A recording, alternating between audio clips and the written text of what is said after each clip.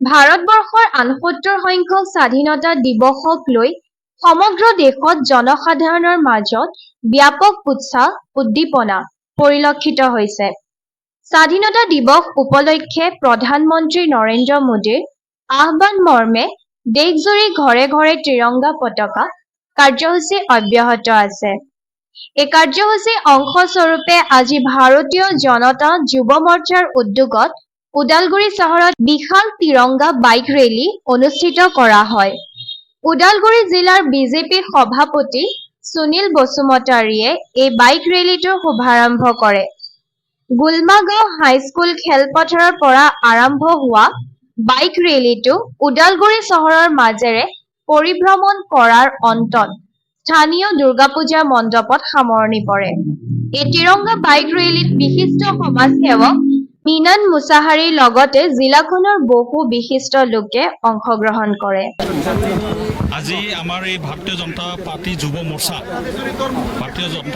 মৰ্চাই ইনিচিয়েটিভ লোৱা bike rally ইতিমধ্যে সম্পন্ন হৈছে।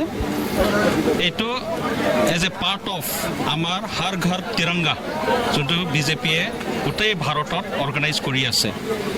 আজিৰ নহয়, এইটো আমাৰ 4 দিন আগৰ পৰা প্ৰস্তুতিটো চলি আছে আৰু 11, 12, 13, 14, 15 তাৰিখলৈকে আমাৰ বিভিন্ন কাৰ্যক্ৰম চলি থাকিব। আমাৰ বাইক ৰেলী বিভিন্ন জাগাত পৰহি দিনৰ পৰা আজিলৈকে এইটো বিধানসভা ৱাইজ আয়োজন কৰা হৈছে। প্ৰায় 500, 600, ক'ৰবাত 1000, ক'ৰবাত 300 তেনেকুৱা বাইক ৰেলী আমাৰ বিভিন্ন জাগাত হৈছে। আজি শেষৰ দিন।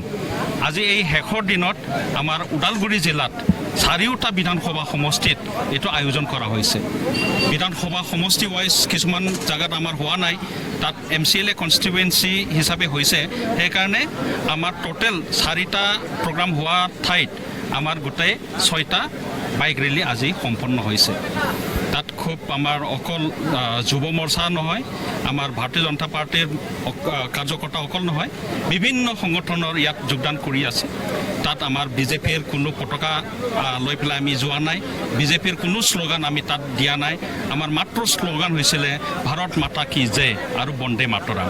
সেইটোৱে যে আমি গোটেই ভাৰতবৰ্ষৰ যিমান আমি ইয়াৰ জনতা আছে, আমাৰ যি স্বাধীনতা দিৱস সেইটো লৈ আমি গৌৰৱ কৰি আমি স্বাধীন দেশ আমি কিদৰে আমি থাকিব লাগে, এই ইউনিটিটো আনিবৰ কাৰণে, এৱেৰনেছ আনিবৰ কাৰণে এই হৰ ঘৰ তিৰংগাটো লোৱা হৈছে।